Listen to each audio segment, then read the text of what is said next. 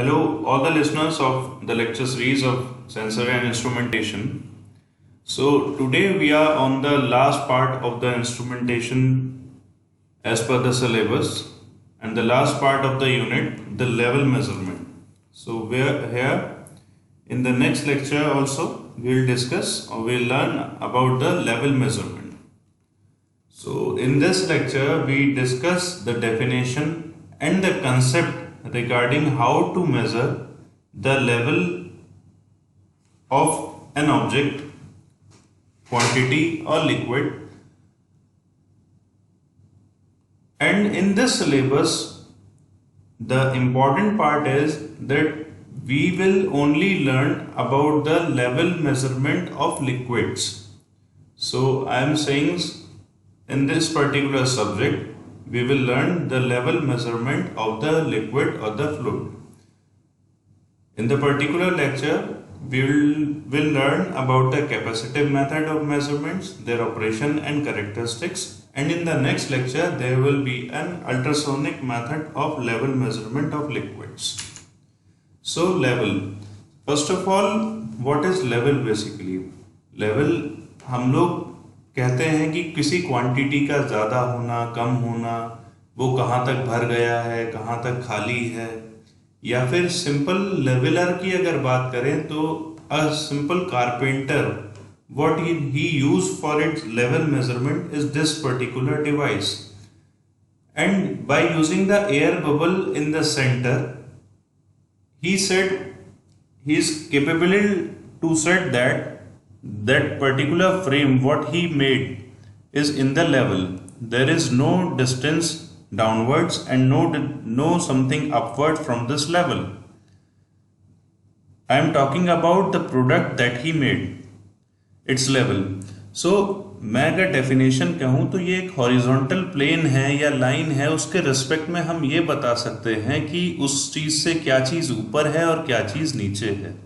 और दूसरी बिल्कुल सरल भाषा में कि ये अमाउंट बताता है कि कितना हमारे पास अमाउंट है, क्या क्वांटिटी है उस चीज़ की, कितने एक्सटेंट तक वो भरा है, या क्या क्वालिटी भी इससे जज हम कर सकते हैं। बहुत सिंपल, एक अगर लिक्विड लेवल की, मैंने कहा कि इस सिलेबस में केवल हम लिक्विड लेवल की बात करेंगे, तो लिक्विड लेवल के करस्पॉन्डिंगली सबसे जो बेसिक लेवल मेजरमेंट आपने अपनी वाटर टैंक में देखा होगा, ये एयर बॉल सिस्टम। ये एयर बॉल सिस्टम आपने देखा होगा जो लेवल ही बताता था, और उस लेवल के correspondingly we have the notch in the water tank. So वहां से वाटर का आना बंद हो जाता था। तो ये भी एक तरीका था लेवल मेजर करने का, या कहें उस लेवल को इक्विवेलेंटली कन्वर्ट करने का, कि हमारा वाटर जब फिल हो जाए तो टैंक के अंदर तो फ्लो हमारा बंद हो जाए, अदरवाइज वो ओपन रहे। उसके अलावा इलेक्ट्रॉनिक गैजेट्स भी बनाए गए, बहुत सारे resistive, optical, and there are many, you can search on the web. And in this syllabus we will deal about the capacitive and the emerging method of ultrasonic radar based method. So radar, there are different type of equipments available in the market for the level display. This one is the ultrasonic type, and these are all the different kinds of level measurement. And you can see here for the measurement of level in the boiler and something in the power plant somewhere, and we can say even in the cold drink manufacturing there should be some level measurement in the tank, so that we can add some beverages like the taste makers, sodas and all. So for these kind of operation we need to have some devices that measure the level of the system, क्योंकि हम हर समय उसका वजन तोलेंगे नहीं, हम level से ही पता लगा लेंगे अगर हमारे पास ज़्यादा क्वांटिटी में होगा तो।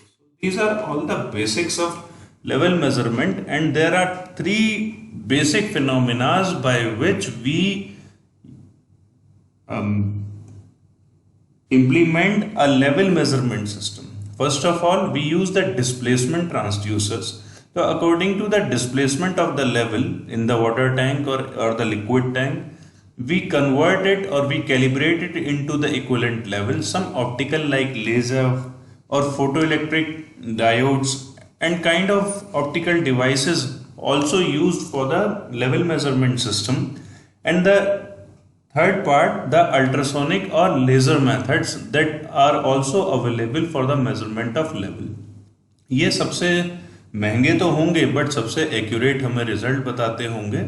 तो ये कुछ मेथड, जैसे हमारा ये कैपेसिटिव मेथड है, ये भी हम इस लेक्चर में पढ़ेंगे। अल्ट्रासोनिक है, ये हम नेक्स्ट लेक्चर में पढ़ेंगे। और ये सिंपल सोप रेजिस्टिव मेथड है, जिसको हमारे सिलेबस में तो नहीं है, बट इससे आप जज कर सकते हैं कि किस तरीके से एक वाटर एयर बॉल लेवलर किस तरीके से रेजिस्टिव वाइंडिंग्स को एक रेजिस्टेंस डिवाइडर मेथड के थ्रू आउटपुट वोल्टेज को चेंज करता है, और इस पर्टिकुलर वोल्टेज को हम कैलिब्रेट कर सकते हैं into the equivalent level. So there are many kinds of level measurement method, but the basic phenomena behind these level measurement is the displacement to level, optical usage and some of the emerging technologies. For the capacitance, the first part of level measurement as per the syllabus, तो capacitance हम बहुत basic चीज से जानते हैं। Between the two parallel plates we have C equals to epsilon naught A upon D. So for the change of capacitance we have three things: change in the dielectric constant epsilon naught, change in the area, और change in the distance D, change in the distance between the parallel plate. So ये हमारा अगर है तो cross section area A है, दोनों के बीच की डिस्टेंस अगर D है, और इसके बीच में जो डाइलेक्ट्रिक है उसका डाइलेक्ट्रिक कांस्टेंट एप्सिलॉन नॉट है। तो इन तीनों चीजों की हेल्प से हम कैपेसिटिव मेजरमेंट सिस्टम उसको बना सकते हैं, और तीनों ही हम इस पर्टिकुलर लेक्चर में पढ़ने जा रहे हैं। तो based on the type of fluid, हमारा जो कैपेसिटेंस मेथड होता है, इसको हम टू डिफरेंट टाइप के सेंसर्स में डिफरेंशिएट कर सकते हैं। कुछ ऐसे जो नॉन कंडक्टिंग फ्लूइड के लिए बने हो, और कुछ जो कंडक्टिंग फ्लूइड के लिए बने हो, क्योंकि दोनों के लिए ही हमें अलग अलग तरीके से बनाना होगा। क्योंकि कैपेसिटेंस की अगर हम रॉड उसमें डालेंगे तो कहीं कंडक्शन होने के बाद उसका कुछ अलग ही चेंज हो जाए, तो दोनों के लिए हमें डिफरेंट काइंड की थिंकिंग रखनी होगी, डिफरेंट काइंड से उसको डिजाइन करना होगा। So let us discuss from the first part here we have the three and first part, let us say the variable area method. So इस एरिया मेथड के अंदर हम देख सकते हैं कि सर्कुलर एक टैंक के अंदर एक सर्कुलर रॉड पूरी हमने डिप कर दी है, ठीक। तो इसके केस में कह सकते हैं ये सर्कुलर रॉड हमारी, ये भी सर्कुलर रॉड है, और ये भी हमारा क्या है, जो हमारा जार है वो भी सर्कुलर रॉड का काम कर रहा है। मतलब एक प्लेट हमारी टैंक हो गया और दूसरी प्लेट हमारी बीच में जो हमने सर्कुलर रॉड डाली है। आफ्टर दैट जो भी इसका कैपेसिटेंस आएगा, जो भी कैपेसिटेंस इसका मेजर हो रहा होगा, उसे हम एम्प्लीफिकेशन और सिग्नल कंडीशनिंग के थ्रू, ध्यान रखिएगा, एम्प्लीफिकेशन और सिग्नल कंडीशनिंग के थ्रू हम उसे डिस्प्ले पर ले लेंगे, या कह दें उसको कैलिब्रेशन कर लेंगे। इसका क्या प्रिंसिपल है वो हम नेक्स्ट स्लाइड में देखेंगे। तो the rod act as one plate of the circular capacitor and the tank itself act as the another plate. So अगर हम बात करें कैपेसिटेंस की, तो कैपेसिटेंस जो फॉर्म हो रहा है नीचे वाला, अगर ये कंडक्टिंग फ्लूइड हम मान के चलते हैं इस केस के अंदर, तो नीचे वाला एरिया तो हमारा शॉर्ट हो गया, इसका कोई भी मतलब नहीं रह गया, पूरे सर्कुलर सेक्शन में कोई भी मतलब नहीं रह गया, ये आपस में पूरा कनेक्ट हो गया। तो जो भी हमारा कैपेसिटेंस फॉर्म होगा वो केवल, लेट अस से this is plus and this is minus, तो इसके करस्पॉन्डिंगली कैपेसिटेंस इस डिस्टेंस की, ये सर्कुलर में आप इसको अज्यूम करिएगा, ये पर्टिकुलर डिस्टेंस के हिसाब से ही हमारा होगा। या कह सकते हैं कि ये एक 3D व्यू में देखें तो जो हमारा पैरेलल प्लेट हमारी है, उस पैरेलल प्लेट का एरिया, अगर इतना एरिया खत्म हो गया तो पैरेलल नहीं है, मैं केवल समझाने की यहाँ कह रहा हूँ, यहाँ सर्कुलर है, बट इतना कि एरिया जो A था अब ये A माइनस A1 हो गया, अगर ये हमारा जो एरिया वो शॉर्ट हो गया तो इस हिसाब से एक फॉर्मूला ड्राइव किया जो कैपेसिटेंस निकालने का, जिसके थ्रू हम कैपेसिटेंस निकाल सकते हैं, उसको हम ड्राइव भी कर सकते हैं। बट इन दिस सेक्शन मैं केवल यहाँ बता दे रहा हूँ 2 पाई एप्सिलॉन जो हमारा फ्लूइड है, h is the height, h equals to d1 plus d2 and 2 pi epsilon h log e d2 upon d1।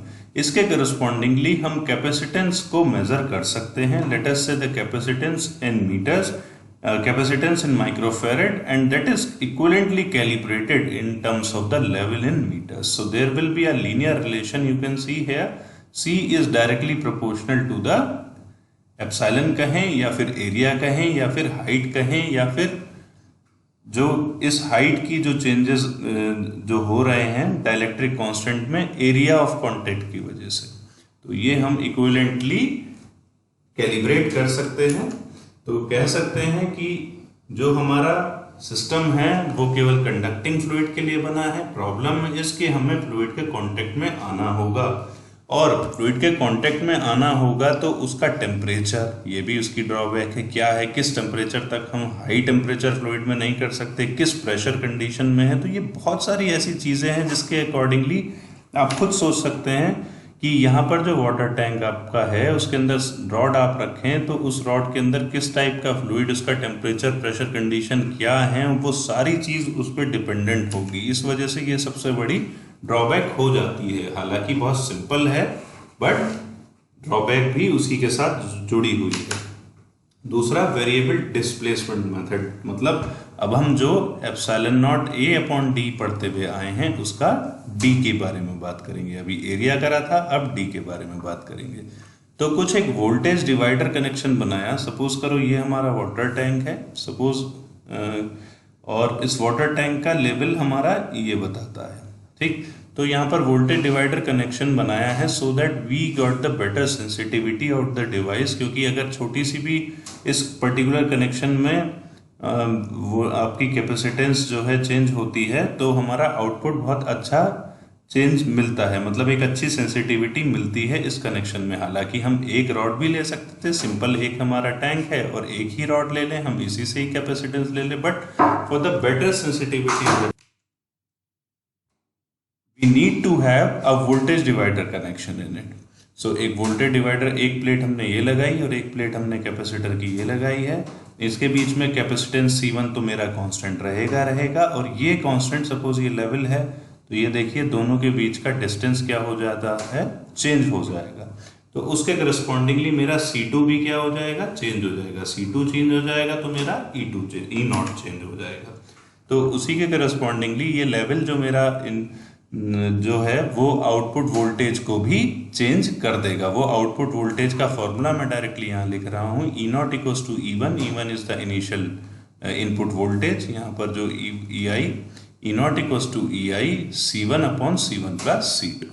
तो इस फॉर्मूले के अकॉर्डिंगली हम अगर देखें तो जो हमारा आउटपुट वोल्टेज है वो कैपेसिटेंसेस के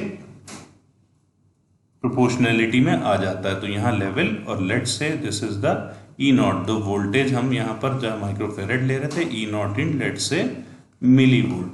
तो दोनों के बीच में हमको यहाँ पर भी लीनियरिटी फाइंड आउट करके उसको हम क्लियरली कैलिब्रेट कर लेंगे for the measurement of level using the variable displacement method. And then its specification, वो तो सारी बातें सेम है कि हम कंडक्टिंग और इवन फॉर नॉन कंडक्टिंग के लिए भी इसको बना सकते हैं, but the arrangement is very complex let's say.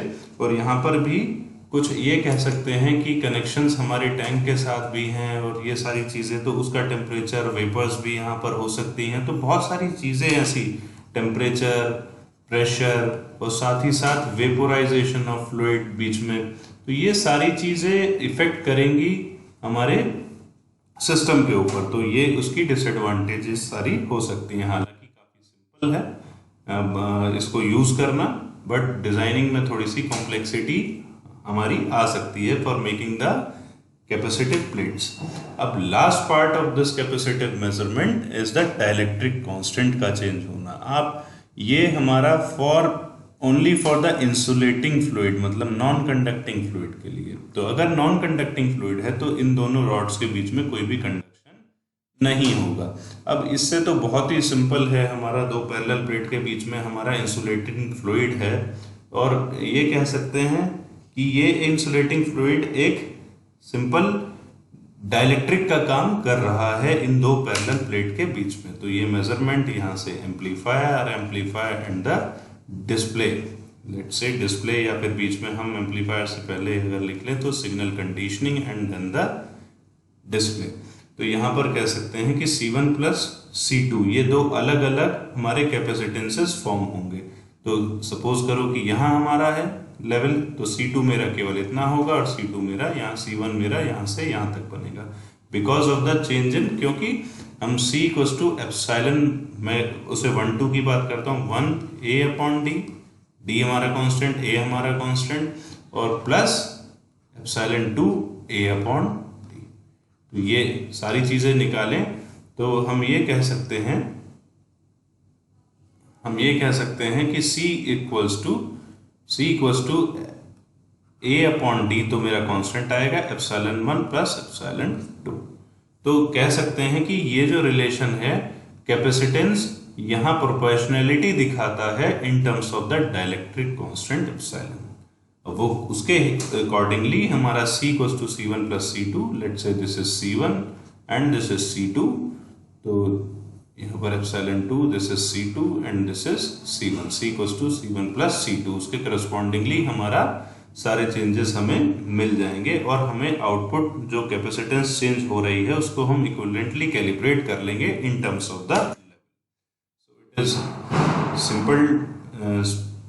Simple to use, made for the insulating fluid, ये हमें ध्यान रखना पड़ेगा बहुत आसानी से। मगर फिर वही चीजें, contact with the liquid, the temperature, the pressure, the vaporisation, बहुत सारी ऐसी चीजें हैं जो उसको इफेक्ट करेंगी, जो एक ड्रॉबैक की तरह काम करेंगी। So in the next lecture we will learn about the ultrasonic method of flow measurement, and which is very simple to use but very costly. So these things we will discuss in the next lecture. Till then, goodbye.